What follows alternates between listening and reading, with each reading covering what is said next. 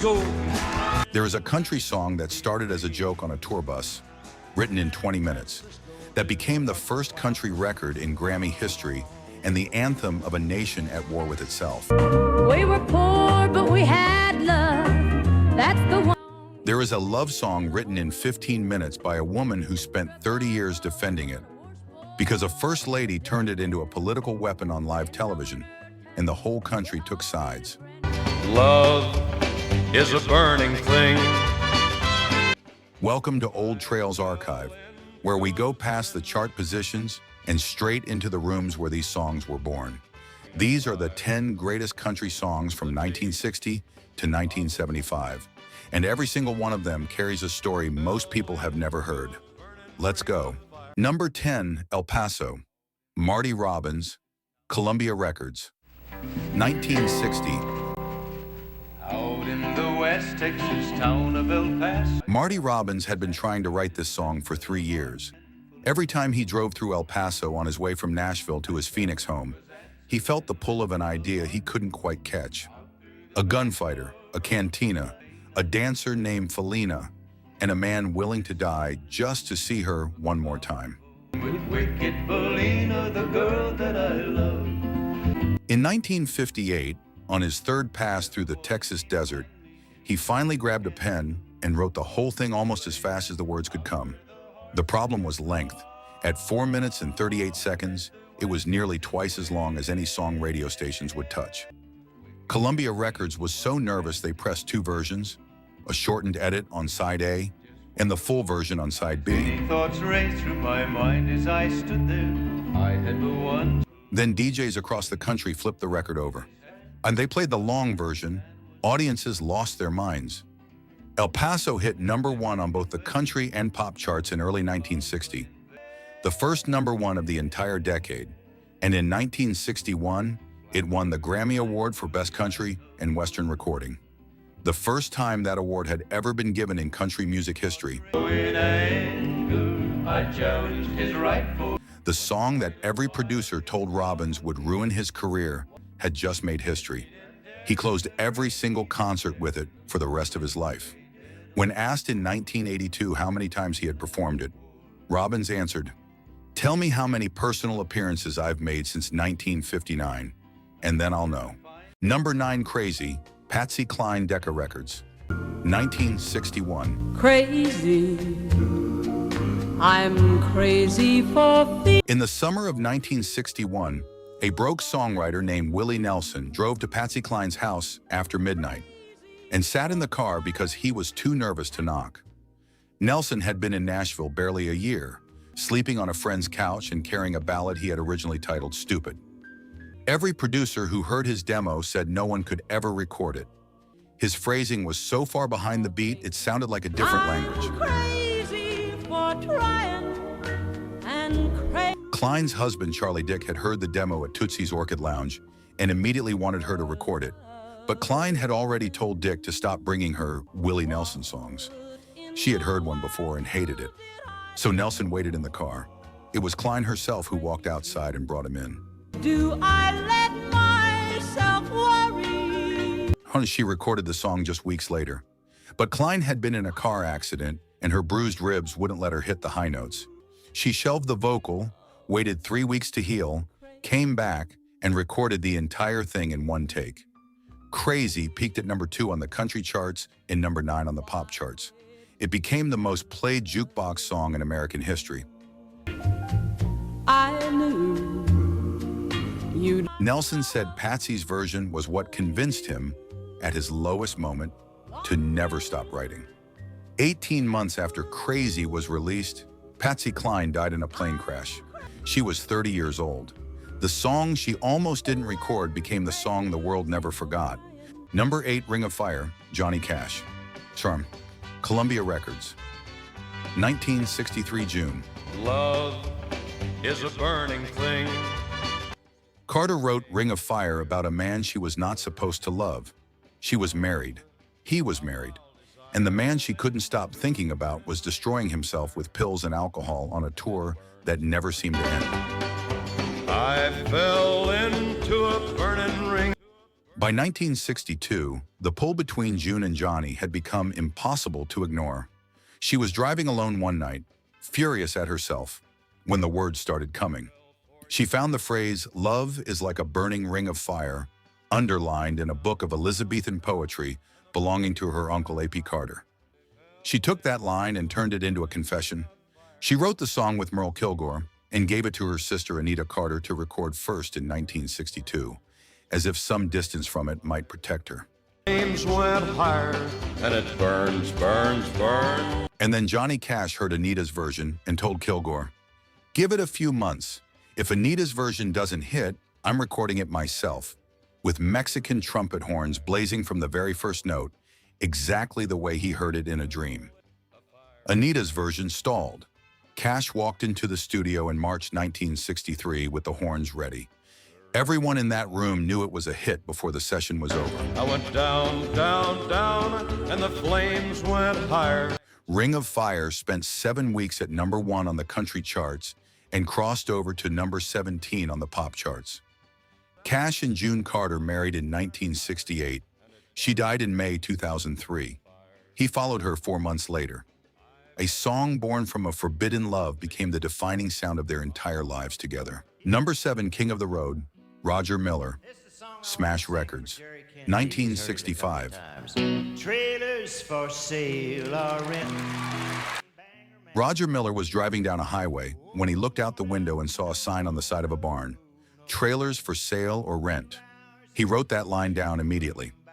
A few days later, walking through an airport in Boise, Idaho, he spotted a hobo moving through the terminal with nothing in his pockets and a kind of impossible dignity on his face. That was the second piece. And if we locked, it ain't locked when no one's around us. Miller had been in Nashville for years, working as a bellhop at the Andrew Jackson Hotel after getting rejected by Chet Atkins, playing fiddle for Minnie Pearl, writing hits for other people. Nashville knew he was talented, but couldn't figure out what box to put him in. Then in 1964, desperate for cash, he signed with Smash Records for $1,600 and agreed to record 16 sides. Dang Me went to #1. Then came King of the Road. By no means king of the road. The song was recorded on November 3rd, 1964.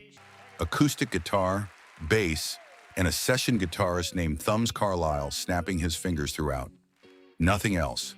It hit #1 on the country charts, #1 on the adult contemporary chart, #4 on the Billboard Hot 100, and #1 in the United Kingdom and Norway. Sing trailers for sale or rent. At the 1966 Grammy Awards, Roger Miller won 5 Grammys in a single night for that one song. That record, the most Grammy wins by a single artist in one night, stood untouched for 18 years until Michael Jackson released Thriller. Number 6, Stand By Your Man, Tammy Wynette, Epic Records, 1968. Sometimes it's hard to be. Tammy Wynette wrote Stand By Your Man in 15 minutes, and then she spent the rest of her life defending it. It was August 1968.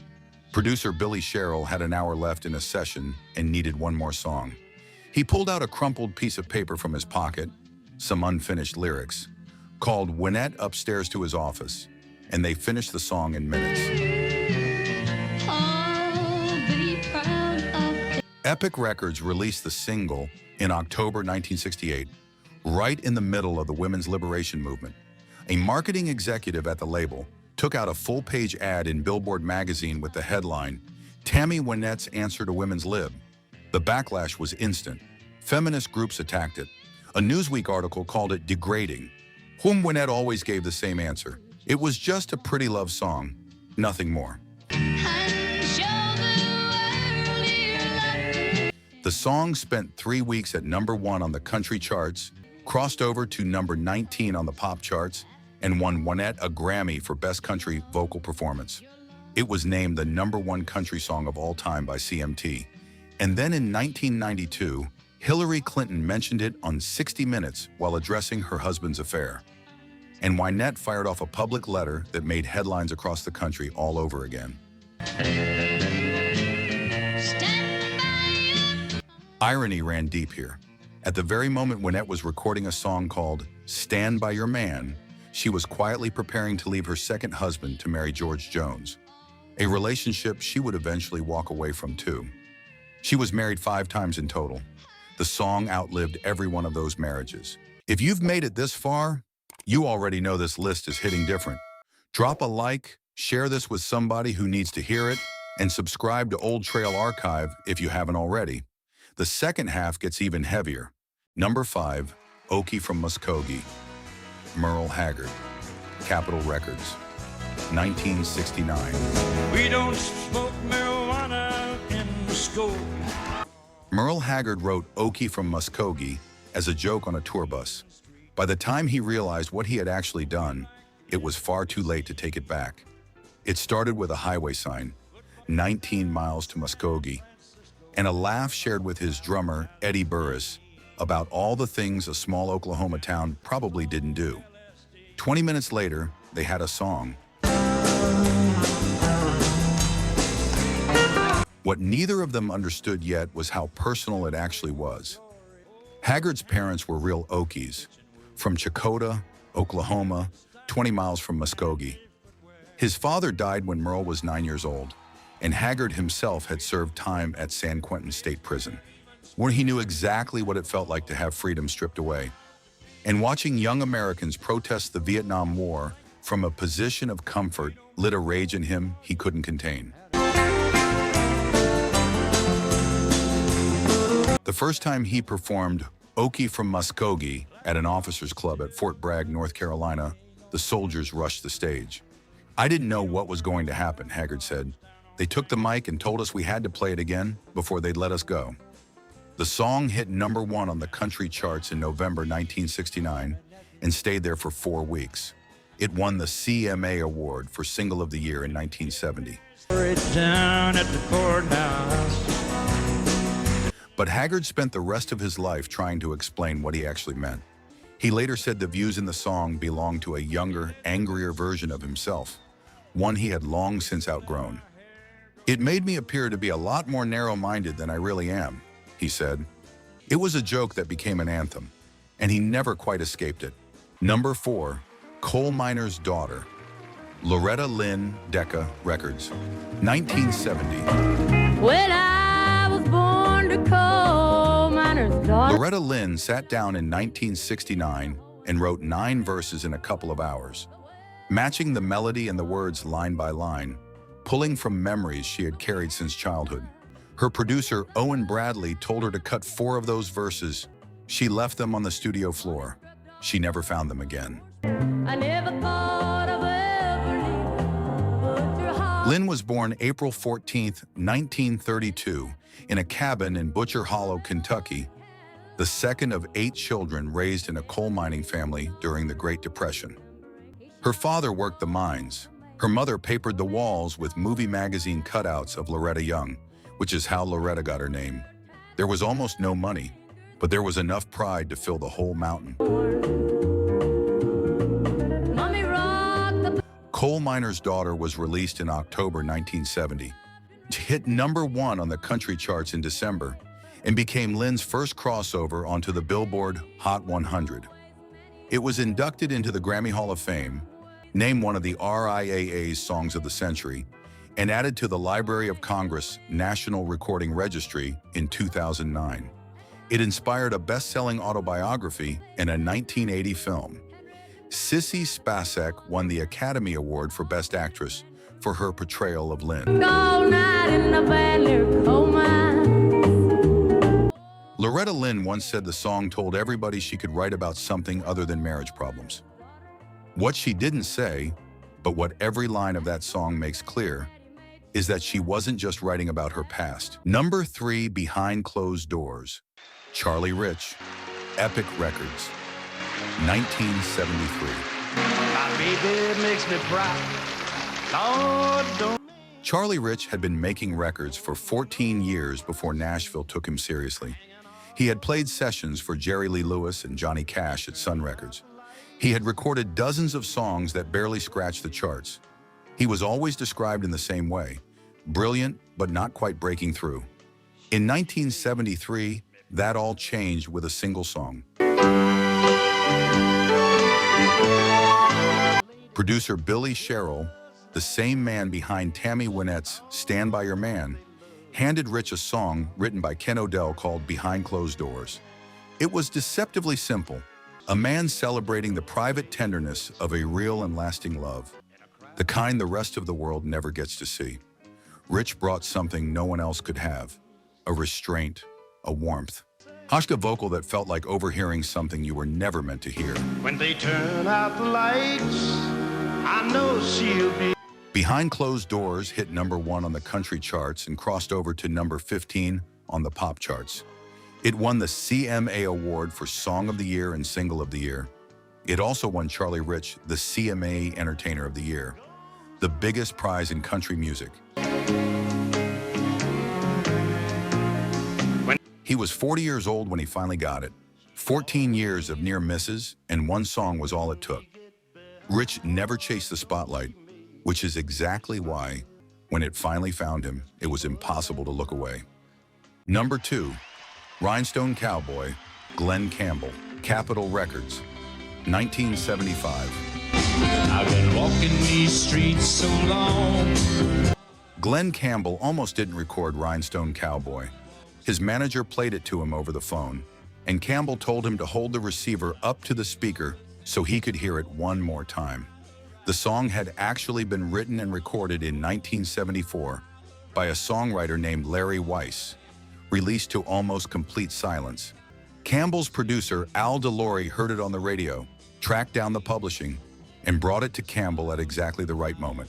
And nice guys get washed away like the snow and the rain. Despite being one of the most in-demand session guitarists in Hollywood, having played on records for the Beach Boys, Frank Sinatra, and Elvis Presley, Campbell's solo career had stalled.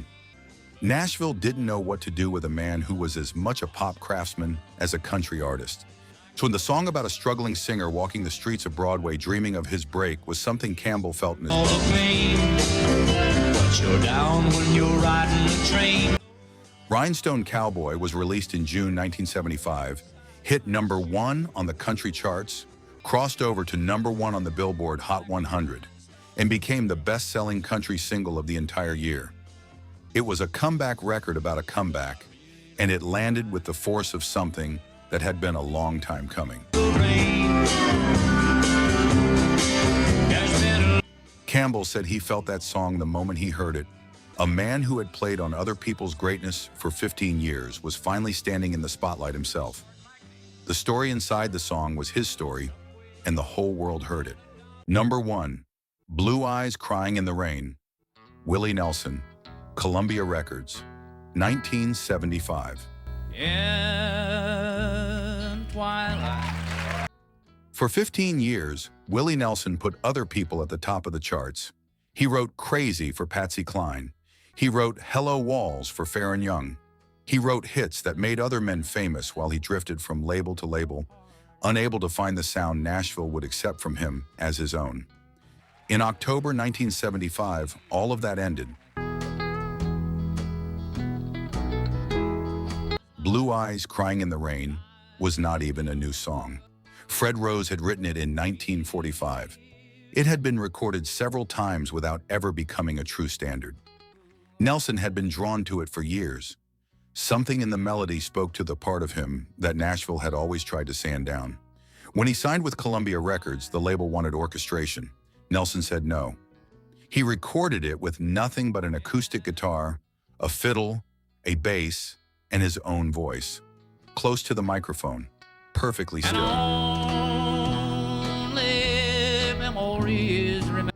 The arrangement was so sparse that Columbia executives reportedly didn't know what to do with it. It was the complete opposite of the lush countrypolitan sound dominating the charts. But the single hit #1 in October 1975 and became Willie Nelson's very first #1 hit as a recording artist.